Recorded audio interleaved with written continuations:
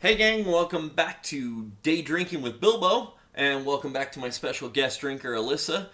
She's been in most of the episodes, so I guess we could just say starring at this point. Yeah. Not guest starring. Okay. Co-starring. I'll change the little title cards to say co-starring. Thank you. Co-starring Alyssa. Does that work? That. Okay.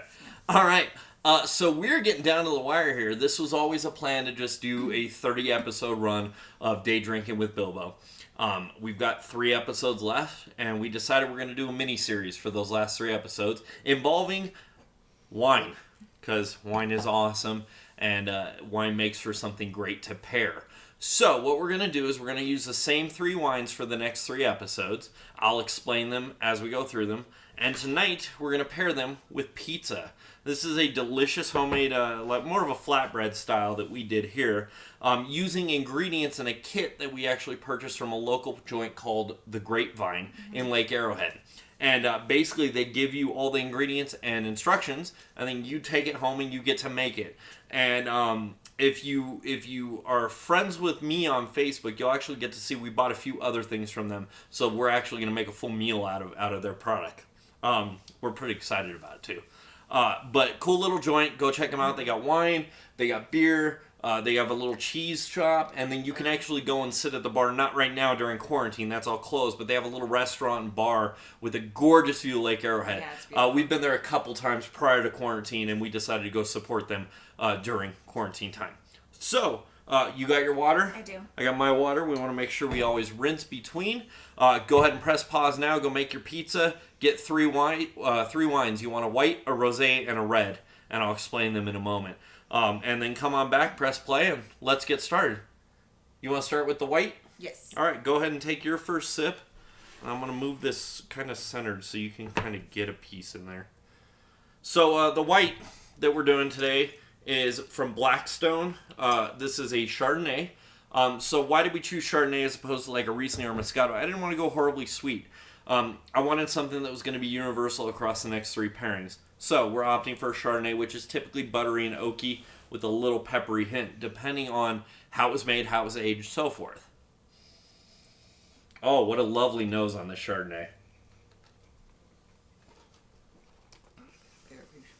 Oh, sweet. Oh, sweet. But still buttery. Mm-hmm. Wow, interesting.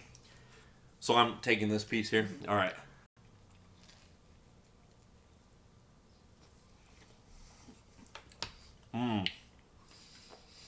Wow, it's a really good pizza. Mm-hmm. Oh, it's delicious.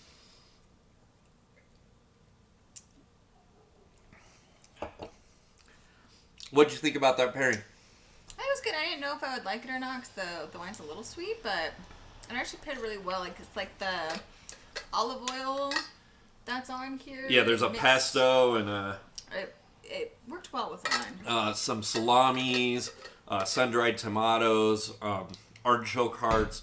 It's just a really yummy, hearty. It's actually called, I think, their Wine Country Flatbread.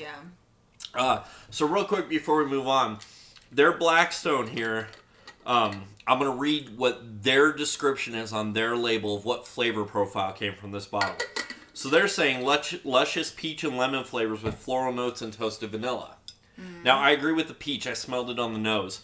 I didn't so much taste it, but I definitely smelled peach notes. But it does hit a little more sweet than a traditional buttery or peppery Chardonnay.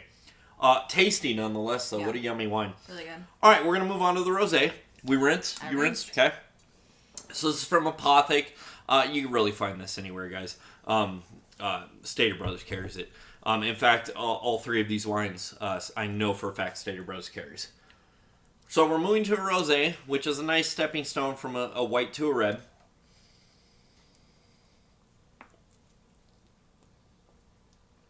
Very floral. Oh, that's a yummy rosé.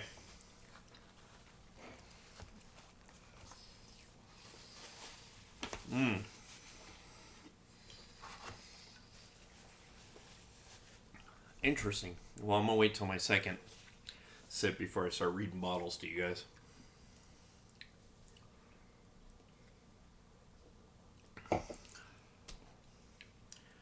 Do you want to go first or you want me to?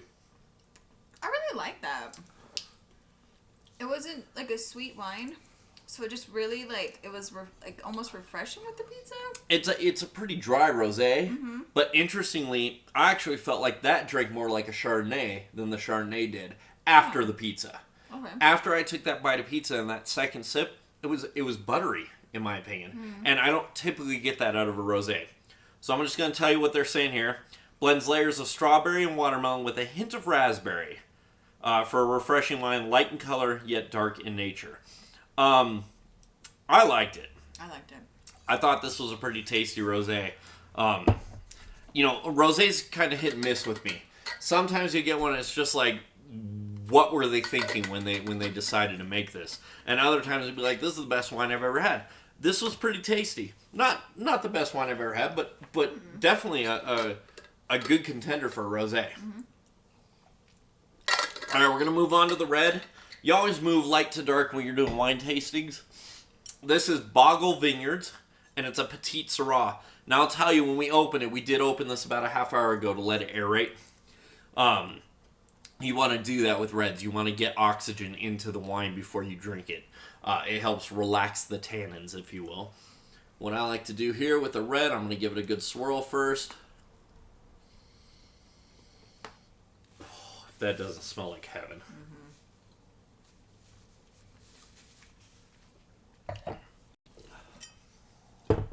Ooh, oh my.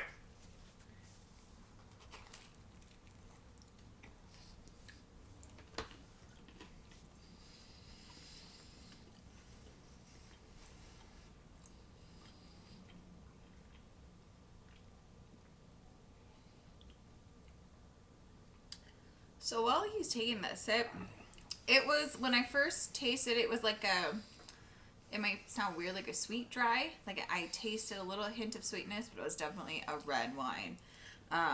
After taking a bite of the pizza, the dryness, the sweetness kind of left. Yeah. But that was pretty good. It's not a very forward petite syrah. It smells like it's gonna be. The nose on this is very rich. And then when you get it in the glass, and I gave it that swirl and I got that nose, because what I did was auction it, so not from the bottle, but straight from the... I infused it with oxygen. It got real smoky on the nose, very, very cigar-like almost. But you're right, it drinks sweet on the palate there. But I think the olive oil and the fat from the salami kind of just got rid of all that garbage, and I got a real nice petite syrah after that. Yeah. Interesting brand, Boggle. I don't think I had them prior to this. They don't really have a description on here, which is good for them. Because you should make up your own mind on what you taste. Don't let somebody else tell you. Okay, so we did a white, a rosé, and a red. Specifically, the white was Chardonnay and the red was a petite syrah.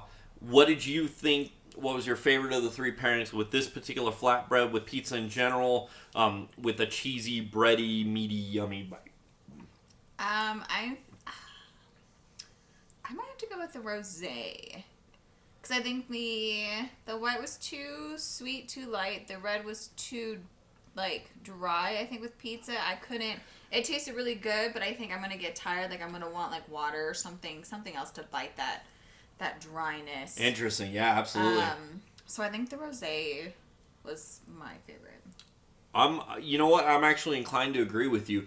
Maybe not for all the same reasons, but definitely the rosé just felt like something that I could continue drinking while noshing on pizza. Yeah. Why did we choose pizza to go with wine for this first of this wine mini-series? Simple. When you go to an Italian restaurant, most of the family-style Italian also have pizza, but they definitely have wine. If you're going to get pizza, you want to grab a wine that's going to go with the pizza. Not just with the pasta dish you get. You want the wine to complement your entire meal. And that's tricky to do because wines change foods and foods change wines, and a wine's not necessarily going to go with everything. But in the case of pizza, if you're going with something light like this isn't a heavy tomato sauce. This is a pesto base that we did. But even if you were to do not a Pizza Hut tomato sauce, but if you went to a real Italian restaurant, their tomato sauce is going to be a little more authentic. It's going to be a little more acidic. I think rosé is the way to go with that. Yeah. That was actually a very tasty pairing. I really enjoyed it. Wow. So yummy. Okay, so only 2 episodes left after this. And I'm going to give you a heads up on tomorrow's episode. We're going to be pairing these same 3 wines with a fish dish. I'm using a white fish. We're actually using fresh caught, or not fresh caught for us. We didn't go out and catch it, but fresh tilapia. And I think we're going to do some kind of a potato side dish and probably some carrots or something like that. But the fish is what we're going for. Now, traditionally, a white wine's what's going to pair with that. But we're going to find out with you guys tomorrow. We're going to find out which of these 3 wines pairs best with a white fish. Mm-hmm. So thanks for watching. We appreciate you guys. Thanks for sticking with us through this entire month, guys. We're almost to the end of 30 episodes of Day Drinking with Bilbo, which is pretty freaking awesome. When I first started, I don't think that was the plan. I was going to do 1 or 2, but then I got excited drinking during the day and not being judged for it. So thanks for joining us. We appreciate you. During quarantine, remember, please wash those hands. Stay 6 feet away from strangers. And if you can avoid it, don't go out. If you have to go out, remember to wear that face mask. Thanks so much for being here. We appreciate you, and we'll see you tomorrow. Bye, guys.